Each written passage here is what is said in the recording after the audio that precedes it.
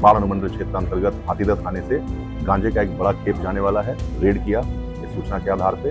वहां से हमने 3 गाड़ियां बरामद की। ब्लैक कलर की थार गाड़ी है, एक व्हाइट कलर की एर्टिगा है और एक व्हाइट कलर की स्विफ्ट डिजायर है।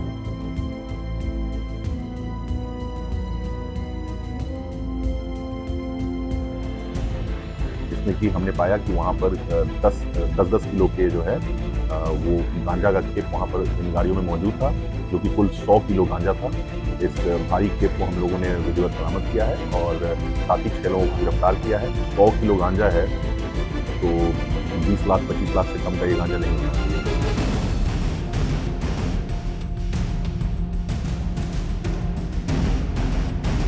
नमस्कार, आप देखना शुरू कर चुके हैं लाइव सिटीज को। मेरा नाम शेख है। पटना पुलिस को एक बड़ी सफलता हाथ लगी है। पटना पुलिस ने एक बड़े गिरोह का पर्दाफाश किया है जो बच्चों और लोगों के बीच एक ऐसी चीज कर रहा था जिससे बच्चे भी बिगड़ रहे थे, लोग भी बिगड़ रहे थे। ऐसे में पटना पुलिस को एक बड़ी सफलता हाथ लगी है। पटना पुलिस ने भारी मात्रा में सामान भी बरामद किया है और 5 लोगों को गिरफ्तार किया है, जिनके पास से कई सारी चीज़ें बरामद की गई हैं।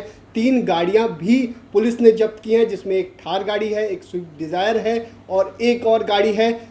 और इस पूरे मामले में एक बड़ा खुलासा भी हुआ है।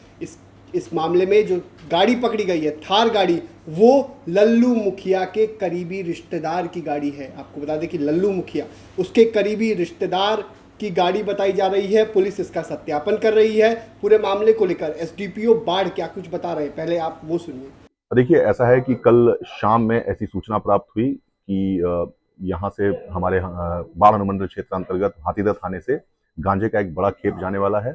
वरीय पुलिस अधीक्षक महोदय के निर्देशन में जो एसआईयू की टीम है पटना की, उनसे हमने समन्वय स्थापित करते हुए हाथीदह थाना प्रभारी जो हैं अभिषेक, उन लोगों ने जॉइंट टीम जो है मैजिस्ट्रेट के साथ रेड किया इस सूचना के आधार पे।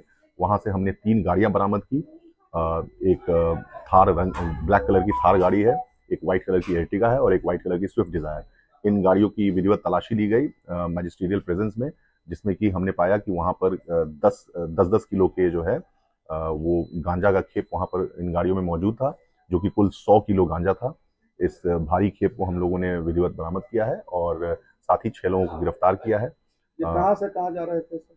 इन लोगों का जो हमें अभी सूचना प्राप्त हुई है कि ये बाढ़ में आए हुए थे गांजा को पिकअप करने, और ये लोग समस्तीपुर के थे। जो रिसीवर्स थे वो समस्तीपुर के थे। इसमें और भी लोगों के शामिल होने की शंका है, जिसके लिए हम लोग अनुसंधान कर रहे हैं। कुछ हम लोगों ने इंपॉर्टेंट एविडेंस कलेक्ट किया है, जिसका तकनीकी एवं मानवीय साक्ष्यों के आधार पर विश्लेषण होगा, जिसके उपरांत अन्य लोगों पर भी शिकंजा कसा जाएगा। इन 6 में से किसी का आपराधिक इतिहास भी है क्या?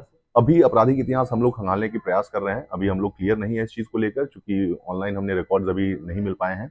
लेकिन हम लोग जो स्थानीय थाना इत्यादि से हैं और भी रिकॉर्ड्स को चेक करेंगे और इनके आपराधिक इतिहास को भी खंगालेंगे। अनुमानित कीमत क्या होगी सर? वेल देखिए,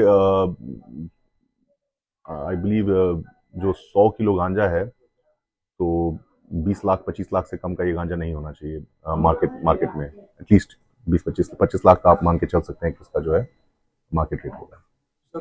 सर बीते महीनों मोकामा थाना में भी लगभग 400 किलो गांजा का एक ट्रक पकड़ा गया जी। था और ये भी मोकामा बख्तियारपुर रूट में ही था जी। आपको नहीं लगता कि गांजा तस्कर यहाँ बहुत ज्यादा एक्टिव है? वेल, इस संभावना से इनकार नहीं किया जा सकता है, लेकिन हम ये भी मान के चल रहे हैं कि ये जो हमारा जो रूट है, ये एक ट्रांजिट रूट के लिए भी लोग यूज कर सकते हैं, क्योंकि हम पटना जिला में है। गौरतलब है कि पटना जो है एक बड़ा सोर्स डेस्टिनेशन है ऐसे गांजा के पदार्थ के लिए, एवं जो अन्य स्टेट्स ऑफ इंडिया में भी जाता है पदार्थ, अगर नॉर्थ ईस्ट से जो ट्रांजिट रूट में अगर आएगा तो उसमें हम लोग ट्रांजिट रूट पे भी पड़ते हैं। तो इन दोनों संभावना से इनकार नहीं किया जा सकता है। हम लोग यहाँ पर जो भी लोग इसके स्थानीय तस्कर होंगे उन पे भी हम लोग लगाम कसने की प्रयास कर रहे हैं, जिसका ये इस प्रयास के क्रम में ही हम लोगों ने जो मोकामा में भी 400 किलो गांजा पकड़ा था और 100 किलो आज हाथीदह थाना क्षेत्र में पकड़ा गया है। लेकिन ये भी ध्यान रखने वाली बात है कि ये सब जो है ये ट्रांजिट रूट है, नॉर्थ ईस्ट से लेकर पूरे पैन इंडिया मूवमेंट जो होता है गांजा का, उससे भी संभावना से इनकार नहीं किया जा सकता है। साथ ही बगल में पटना शहर है जो महानगर है, जहाँ प्रोबेबिलिटी होती है इन चीजों की खपत होने की, वो ज्यादा है।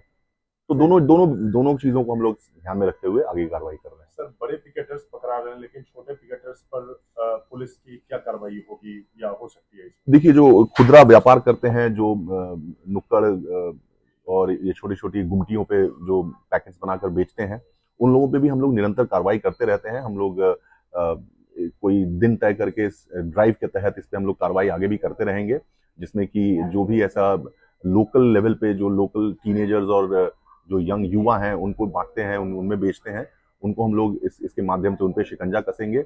लेकिन हम लोग इस चीज़ को बहुत स्ट्रांगली मानते हैं, स्पेशली हमारे एसएसपी सर के निर्देशन में जो आदेश मिले हैं कि हम लोगों को जो बिग फिशेज हैं, जो लेट्स कॉल इट की वो जो शार्क्स हैं इस गांजा के तस्करी के, उन पे हम लोगों पे उन पे ज़्यादा लगाम कसने की आवश्यकता है, क्योंकि अगर हम लोग सप्लाई चेन को डिसरप्ट करते हैं तो हमें लगता है कि जो नीचे के लेवल हैं वहाँ पर अच्छी कामयाबी मिलेगी।